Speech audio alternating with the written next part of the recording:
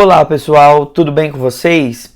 Estamos aqui para a nossa aula de revisão aí de conteúdo de história geral a respeito da formação de Roma, né? Hoje especificamente nós vamos relembrar alguns tópicos ali, os principais tópicos a respeito do Império Romano, né? Então vamos lembrar aqueles tópicos a respeito da formação de base política, social do Império Romano e até chegar ali na queda do Império Romano do Ocidente, onde nós vamos estabelecer, né, uma nova conjuntura temporal aí na história. Bom, para isso nós precisamos fazer aí uma revisita, né, ao que nós estudamos anteriormente, aí, a formação da República Romana. Roma, a princípio, teve uma formação de base um pouco parecida com aquela formação que nós analisamos no caso ateniense, né?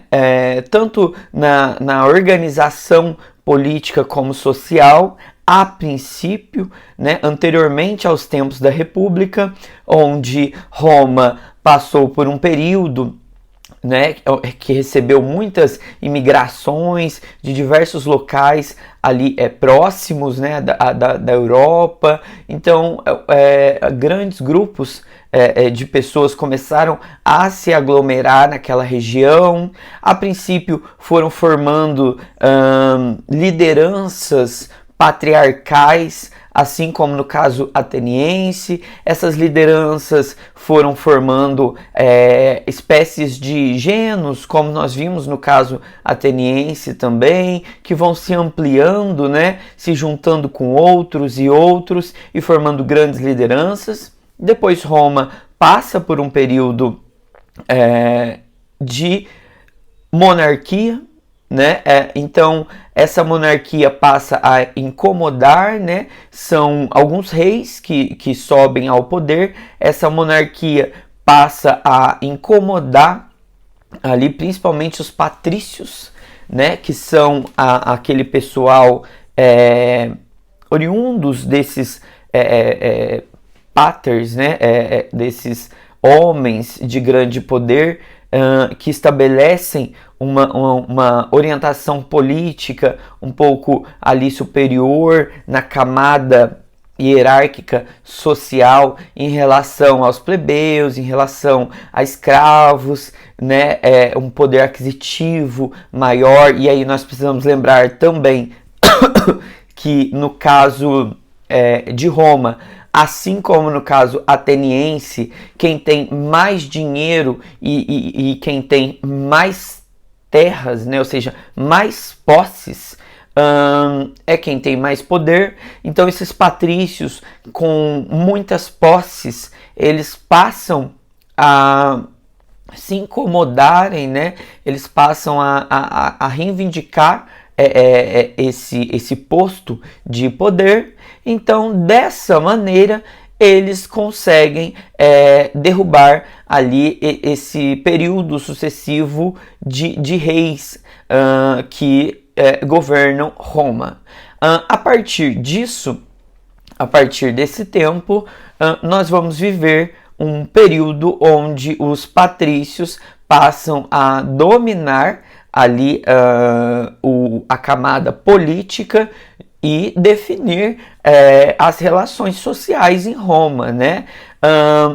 Eles estabelecem uma república com a queda desses reis, mas é importante e necessário lembrarmos que, diferente do caso ateniense, a República de Roma, né? Diferente do caso ateniense, onde se estabelece uma democracia, Roma não vai estabelecer uma democracia, né? Nós temos uma república, mas nós não temos uma república representativa democrática. Então, o que difere aí do caso ateniense, que eu estou querendo dizer, é que Atenas houve um regime de democracia, né, próximo desse período.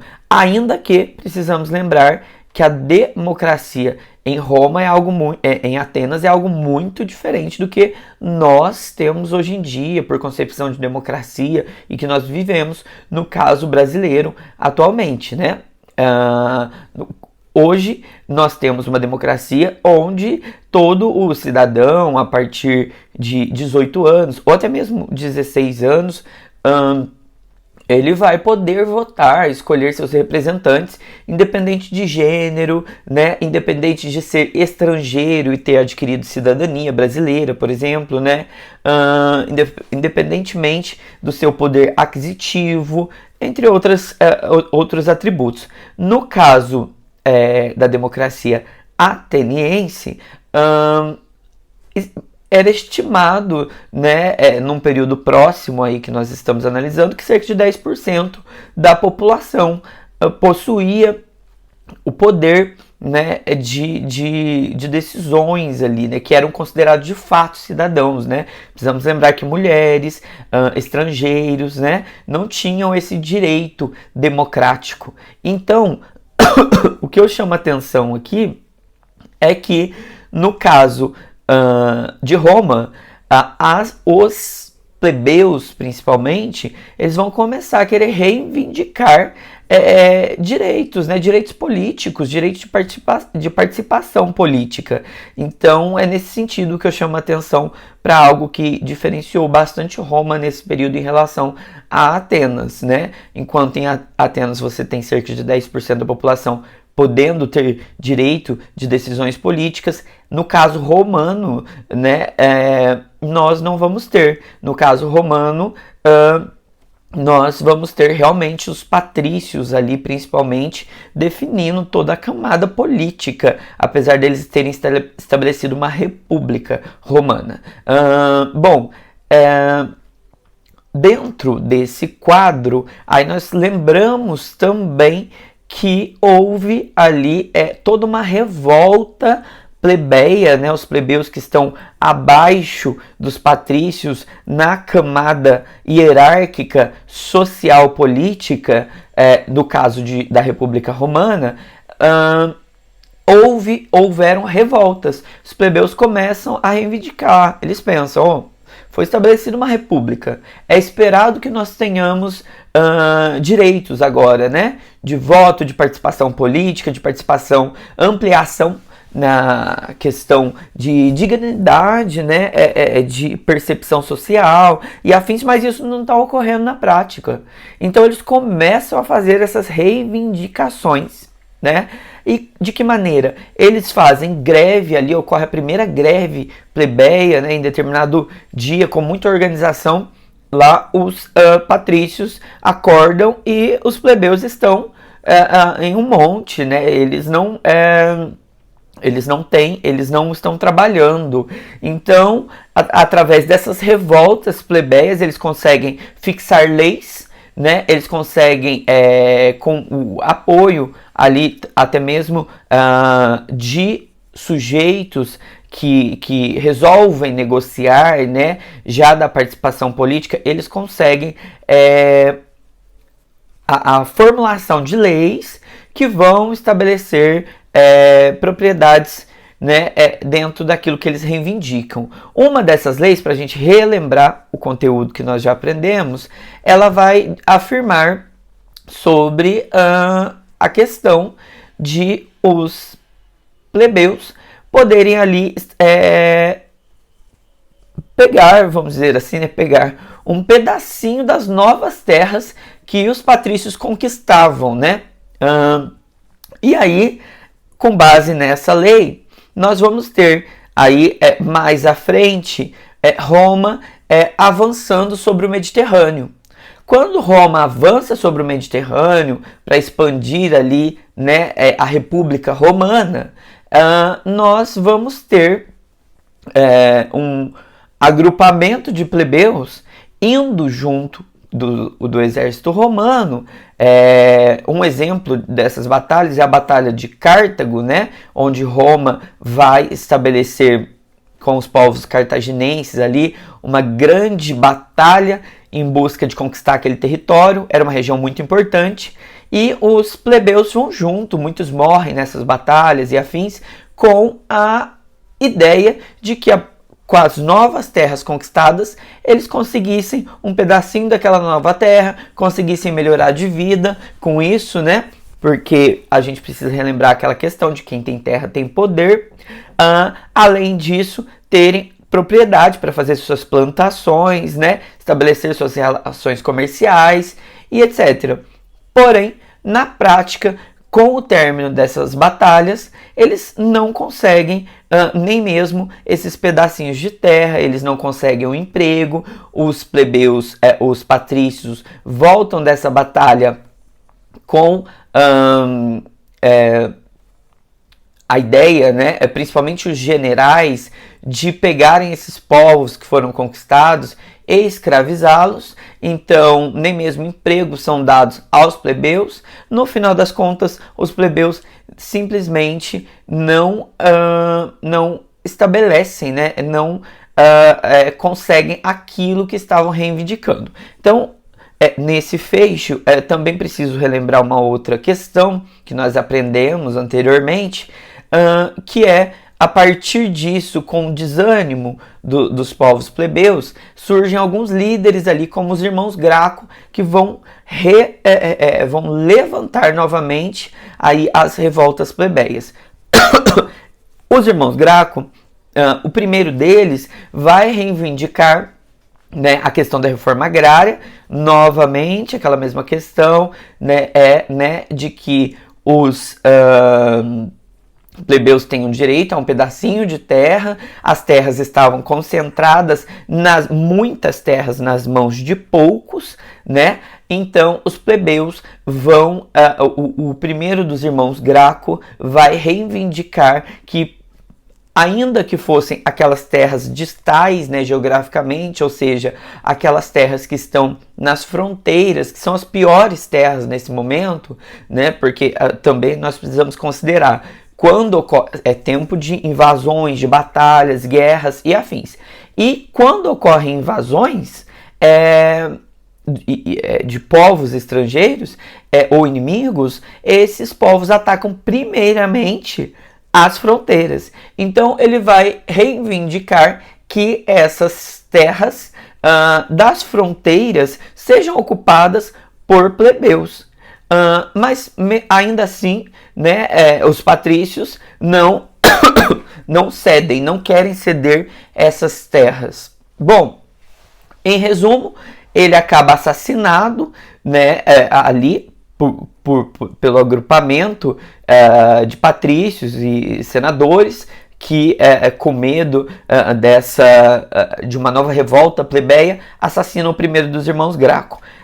Em seguida vem o segundo dos irmãos e vai novamente reivindicar a reforma agrária e também reivindicar ali uma tributação diferente em relação ao preço de alimentos, né, para os plebeus, porque eles não têm terras, então eles não plantam, tem terras, né, mas as terras são escassas, aliás, um termo melhor, eles têm terras escassas, terras ruins, então os patrícios acabam, e equestres também, né, que é o pessoal lá, comerciantes, que nós já vimos, acabam dominando o preço dos alimentos, né? Então, assim, em resumo, nós relembramos aqui o que nós vimos em República Romana, né, bem superficialmente, rapidamente, para nós entrarmos na nossa lembrança, né, dos principais tópicos a respeito do Império Romano, né, com relação ao Império Romano. Aí nós já podemos dizer que não houve, a princípio, grandes mudanças na estrutura hierárquica, social, política desses povos, né? Quando nós entramos no período de Império, né, em Roma, nós não vamos ter a pirâmide hierárquica tão modificada, porque continua ali a camada senatorial no topo dessa pirâmide, né? Há o imperador, que tem uma voz quase que absoluta, vamos dizer assim. Temos a camada senatorial, ali os senadores. Temos os equestres, aqueles povos comerciantes também. E aí nós vamos ter também ali os povos inferiores, né? Que povos inferiores, né, são esses? Povos inferiores são aqueles povos trabalhadores de base, né? Os escravos, os plebeus, né? Então é nesse sentido. Então não muda muito. E nós precisamos lembrar também que ainda no Império Romano nós vamos ter uma população, né? Assim como o caso ateniense, que chamei a atenção, assim como o caso da República Romana, uma população que pode se mover, né? Pode ocorrer mobilidade na hierarquia social, né? Essa camada social, ela pode tanto transitar de uma maneira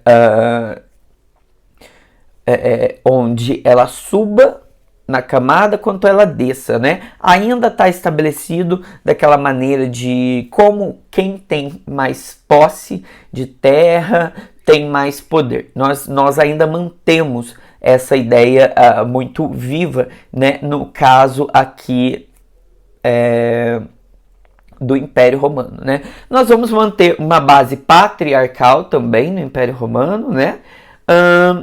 E é importante considerarmos que esses povos, eles vão, como posso colocar, eles vão estabelecer uma cultura militar muito forte.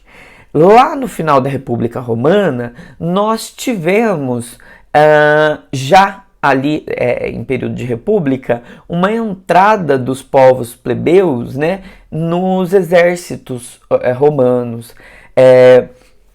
Quando nós estudamos aquela questão de que em determinado ponto da República Romana foi oferecido aos plebeus, né, um salário, né, que era o soldo pago com sal, né? Naquela época o sal era algo valioso, né? Plebeus desempregados, plebeus em situações muito complicadas. Então eles começam a entrar nessa cultura militar romana de uma maneira muito forte, né? Bom, através do pagamento de salários. E com isso o Império Romano ganha também a plebe, né? Ganha a plebe porque lhes dá um emprego, lhes dá uma oportunidade de ter uma vida um pouco mais digna em relação ao que eles vinham tendo, né? A partir daquelas revoltas plebeias e tudo mais. Bom, eu vou seguindo aqui os slides que fiz a respeito do Império Romano e depois envio em anexo para vocês esses slides, né? A partir dessa introdução necessária, essa lembrança para a gente compreender como que o Império vai se constituir, né? Então o Império mantém essa cultura militar, porém o Império Romano vai constituir ali, de fato, uma cultura militar muito poderosa, muito forte, né? A base, eles criam um sentimento militarista mesmo dentro desse império. Bom, características gerais assim, né, do império, em outros termos. Num princípio de tempo, o Império Romano ele vai passar por um período muito diferente daquilo que a República Romana vinha vivendo, né, como eu relembrei aqui com vocês até agora, que era um período na República de muita instabilidade, de muita revolta, de muita guerra, de tudo aquilo.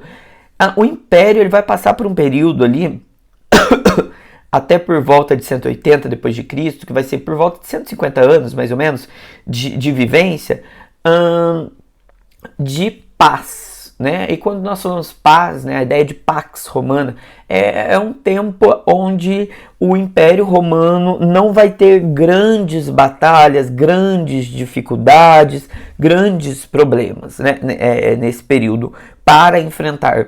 Bom, esse período de paz, de Pax Romana, ele vai trazer uma ideia de uma perspectiva de progresso, né, ao Império.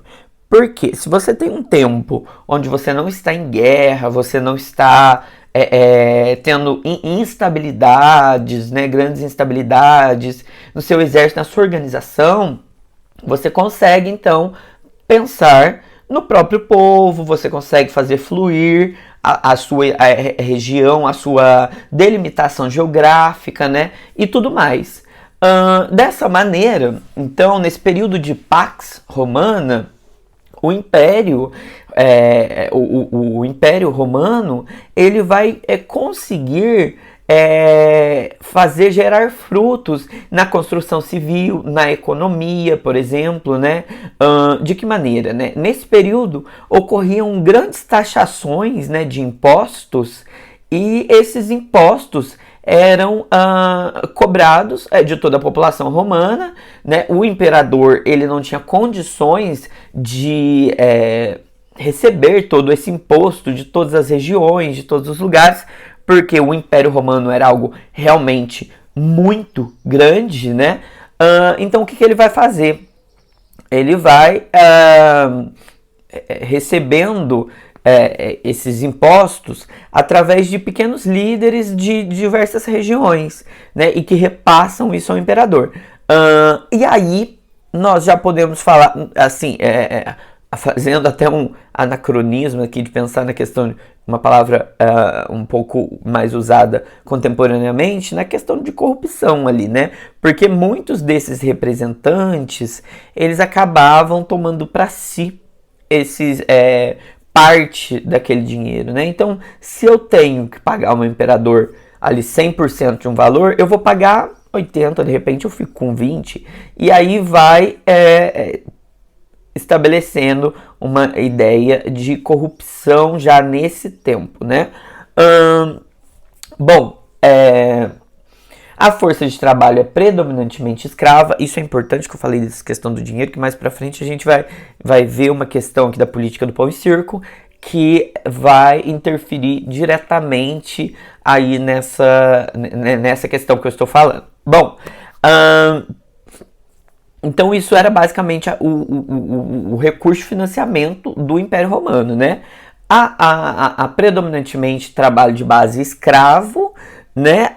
E muito importante considerar nesse período que nós temos a Pax Romana.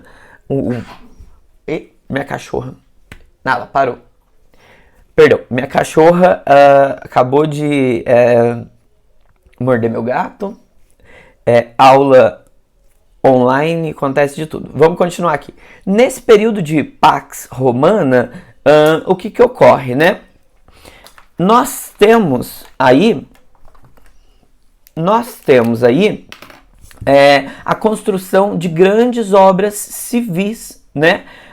Como, por exemplo, os aquedutos de Roma, né? São muito famosos até hoje, grandes imagens, temos diversos vídeos aí no YouTube para acessar, inclusive recomendo essa pesquisa sobre como funcionavam os aquedutos de Roma, né? Eles conseguiram construir realmente grandes obras de transporte de água para as regiões centrais de grandes cidades do Império, mas também para regiões mais distais geograficamente, o que acabava favorecendo também a plebe nesse sentido, né? Que passa a admirar essas obras do imperador, passa a receber água, passa também a se beneficiar através disso. Então o imperador, além de ter a plebe na base do militar, né, dos exércitos, também passa a ter prestígio da plebe com essas obras, né, civis. Também temos ali a construção de grandes estradas que fazem aí o escoamento da produção de Roma, né? Roma estabelece relações comerciais com diversas outras regiões. Bom, e também através do Mediterrâneo, isso favorece muito, favorece também a chegada de alimentos a esse pessoal da plebe que está mais distante. Então, de qualquer forma, de qualquer maneira, tudo isso vem a somar uma aproximação da plebe e diminuir as revoltas da plebe, como nós tivemos no caso da República, que foi interessante relembrar também por essa questão. Então, há esse período de paz de acordo com toda essa organização, essa estrutura, né? Aí vem a ideia de que o imperador, né, ou os generais, aquele pessoal com mais poder político, enfim, né? Vem a ideia de que esse pessoal, eles também precisam regular esse povo também através da distração política, né? E eles usam muito disso, principalmente em períodos de grande instabilidade, de grande problema social ou político que estava ocorrendo no caso do Império Romano. Então eles vão estabelecer, a ampliar, na verdade, aquilo que já surgiu lá na República Romana, que é a questão da política do pão e circo, né? Então, por exemplo, agora a gente relembra daquele pessoal lá que eu falei anteriormente, né? Que arrecadava impostos, tomava um pouco para si e afins. Quem quisesse subir na política romana, né? Ascender ali, né? Causar uma ascensão, né, na política romana, desenvolver prestígio social político nessa época, essa pessoa, ela deveria, de algum modo, ela poderia, né, fazer grandes grandes apresentações artísticas, né? Financiar grandes apresentações artísticas, teatrais, entre outras que já vou falar para vocês, mas ela poderia estabelecer essas grandes apresentações, porque através disso causava ali uma distração do povo e, além disso, fazia com que esse povo prestigiasse esse agrupamento, esse grupo ou esse líder específico, né?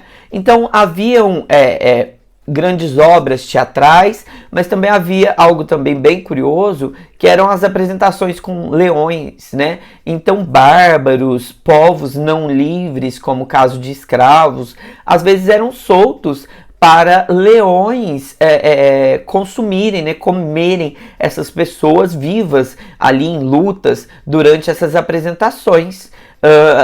E o pessoal adorava isso, exaltava, né, apresentações artísticas como desse tipo, né?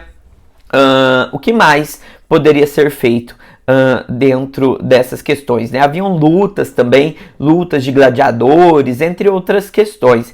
E aí a gente lembra que isso também causava nessa população um sentimento militarista, né? Que é aquele reforço que falo para vocês que vai predominar na cultura do Império Romano, né?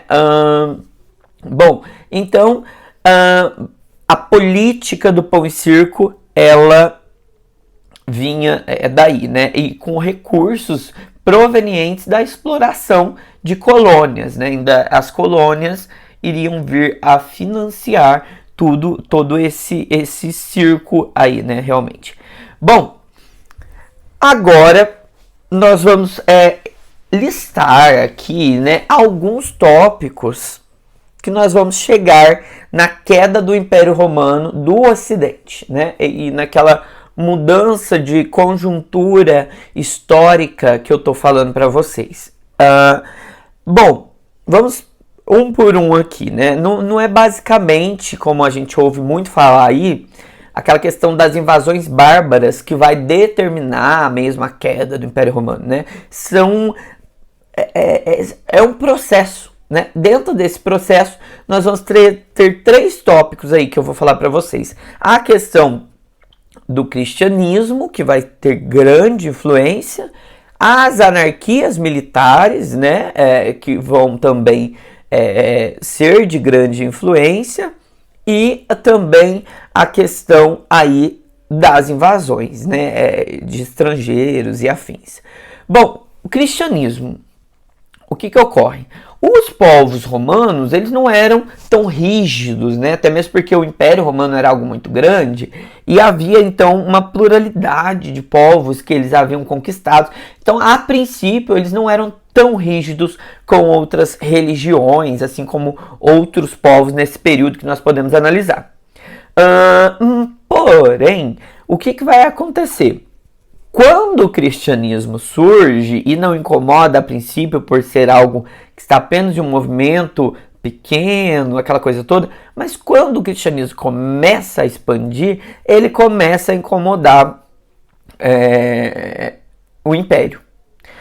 Por que ele começa a incomodar o império? Bom, lembramos aqui, o império causa essa ideia de sentimentalidade militarista, né? O pessoal em Roma, nesse período, acreditava muito que o pós-morte seria mais ou menos de acordo com aquilo que foi vivido em vida, né? Em tempo de vida real na Terra, né? Ou seja, se você era um imperador, você tinha prestígio, você tinha dinheiro, joias, enfim, você vai morrer, você vai ter um pós-vida parecido com isso, ou se você era um escravo, um plebeu, você teria um pós-vida miserável, não seria digno de um pós-vida interessante. Eles pensavam mais ou menos assim. O cristianismo surge e vai dizer o contrário. O cristianismo surge e vai dizer, olha, todos poderão ter um pós-vida, uma salvação, algo interessante no pós-vida, todos são dignos disso, né? O cristianismo também vai combater essa ideia de sentimento militarista com uma perspectiva de pacifismo, né? De buscar pacificar essas questões e tudo mais.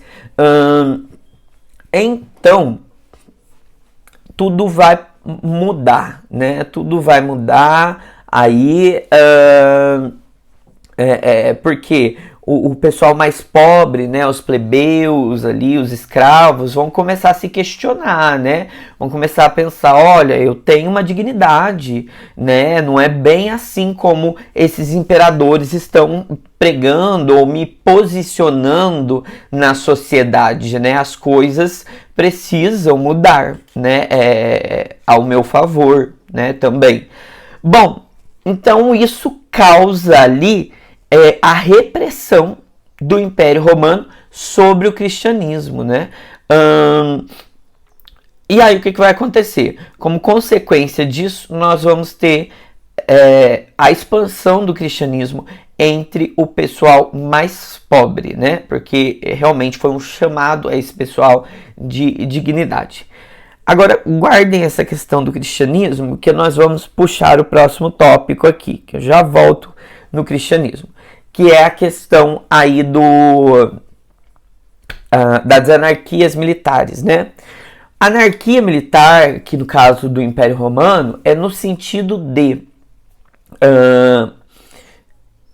de causar o que ocorreu ali, né?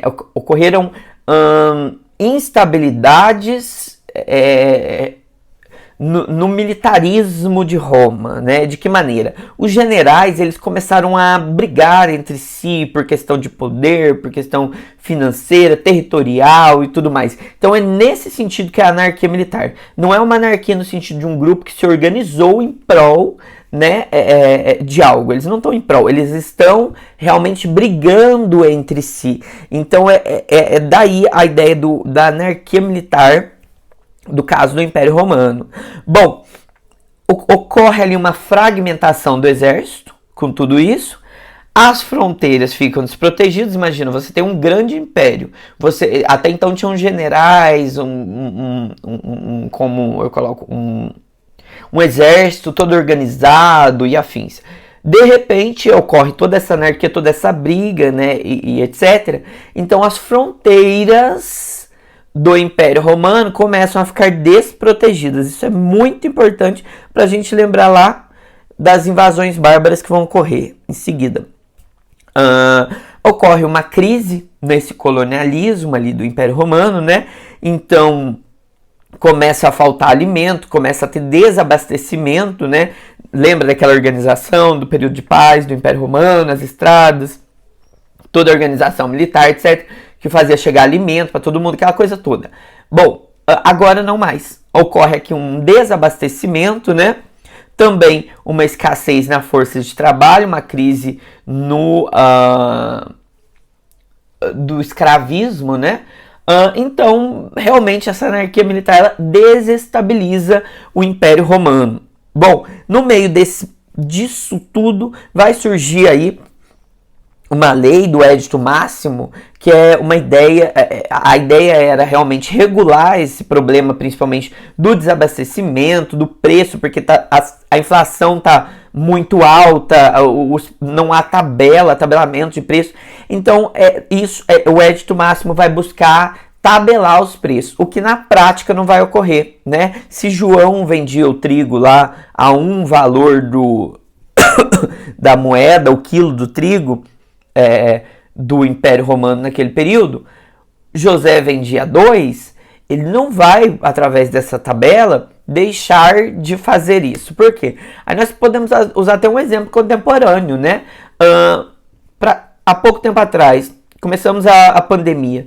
Quando na primeira, segunda semana, ninguém sabia o que seria, parecia o fim do mundo, coisas do tipo, os supermercados subiram os preços das coisas. Era um período de crise que nós vemos ali o pessoal que domina, né, a produção e tudo mais, realmente buscar fazer uso, né, de lucrar mais ainda, né? Então essa lei do Edito Máximo vai cair por terra, na prática não vai ter funcionalidade, né? E aí vai surgir uma questão muito importante do Império Romano, né? Que é a questão do colanato, né? Se Jéssica não tem terras mais, não tem maneira de sobreviver, principalmente esse povo plebeu, tá muito difícil a situação para ela, Jéssica vai no terreno de José, José tem um terreno maior, e vai dizer, olha, você me deixa plantar em um pedacinho dessa terra,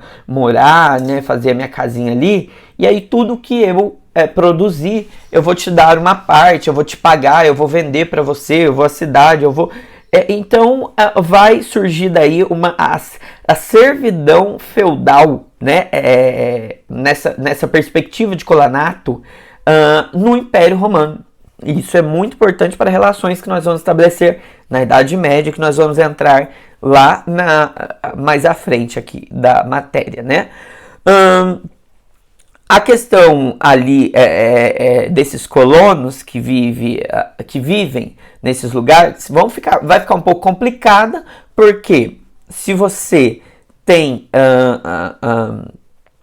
a terra, né?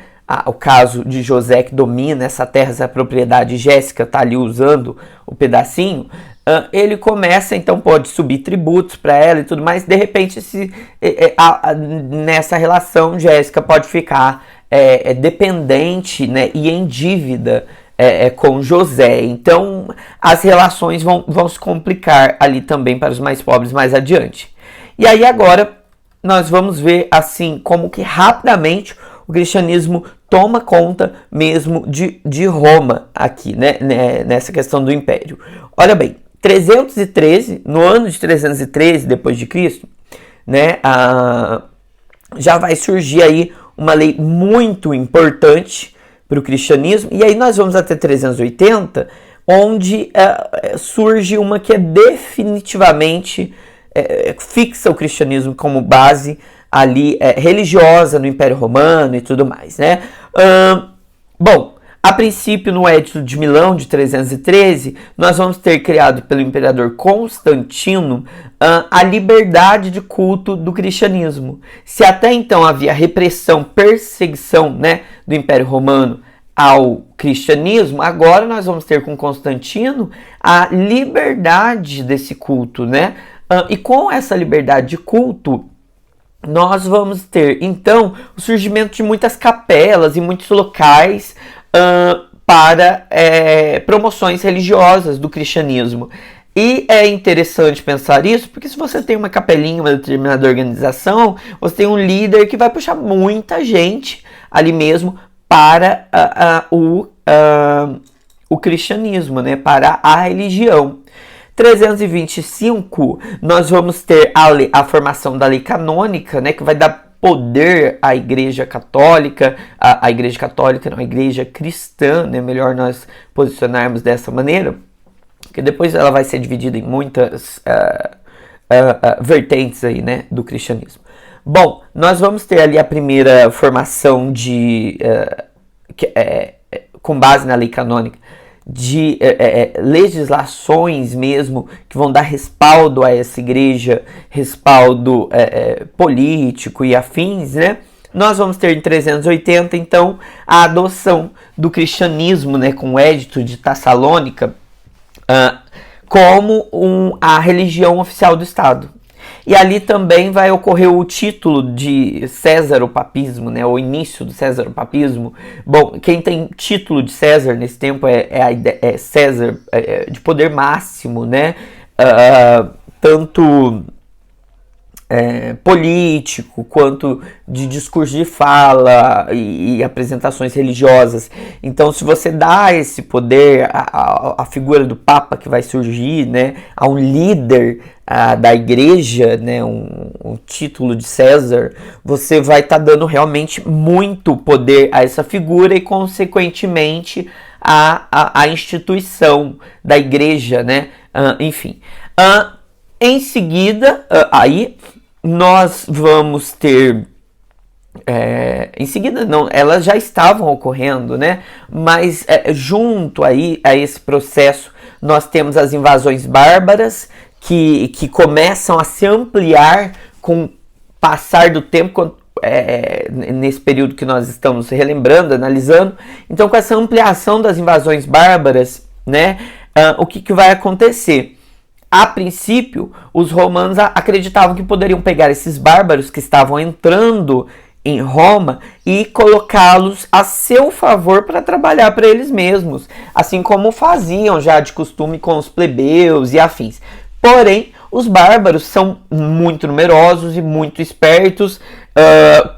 O cristianismo está desestabilizando relações sociais políticas em Roma, a anarquia militar está desestabilizando as relações político-militares sociais em Roma. Os bárbaros se aproveitam de tudo isso, então vai ocorrer uma barbarização do exército. Como assim barbarização do exército?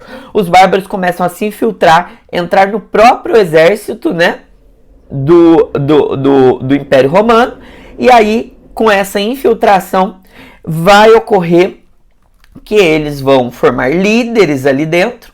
Esses líderes vão formar bases, né? Essas bases de guerreiros vão ser apoio militar para os bárbaros, e os bárbaros vão tomar conta desses exércitos romanos. O bárbaro tomou conta disso, ele toma conta de Roma, né? De vez, né? Como uma última tentativa de fazer Roma realmente como eu posso colocar, se Roma não cair, né, de vez ali. Bom, como uma última tentativa, o Império é dividido em duas partes: Império Romano do Ocidente, Império Romano do Oriente, né? Com a ideia de não contaminar, né, o Império Romano do Oriente, que ainda não estava nesse processo. Bom, com essa divisão aí, né, realmente podemos dizer que na prática chegou a dar certo, porque o Império Romano do Oriente, ele vai ainda viver ali, ele vai permanecer por quase mais 1000 anos à frente. Porém, o Império Romano do Ocidente, ele não resiste, ele cai, né? Aí vem a queda do Império Romano do Ocidente, perdão. no ano de 476, Roma está toda tomada e aí realmente ocorre essa queda do Império Romano do Ocidente. E aí nós vamos ver à frente um processo de feudalização na Europa Ocidental, né? E também, que nós vamos estudar mais à frente, podemos analisar como perspectiva de heranças desses tempos, né? Já ali puxando um pouquinho da perspectiva da República de Roma, romana, né? Nós temos algumas heranças, como o caso de leis, legislações, né, que nós analisamos, língua, né, a língua latina que foi difundida aí as línguas latinas, né, pelo povo de Roma, né, pelas bases de Roma, a questão do catolicismo e afins. Né? Para esta aula, posteriormente, né, nós fizemos revisões, posteriormente o professor vai enviar exercícios de fixação, né? Foi realmente uma aula de revisão, então por isso passamos rapidamente por cima dos tópicos, né? Relembramos bem superficialmente tudo aquilo que foi visto a respeito de República Romana anterior, que é necessário para nós entrarmos nessa questão do Império Romano, né? Então passamos por alguns tópicos e fechamos então a nossa revisão aqui de Antiguidade Clássica, que começamos lá na questão europeia, né? Lá em Atenas, né, formação das cidades-estado, aquela questão toda, Esparta, chegamos a Roma, república, monarquia, né, monarquia, república e império. Então, fechamos aí essa questão, né, do currículo. E agora, posteriormente, vamos à Idade Média. Um abraço a todos vocês e é isso.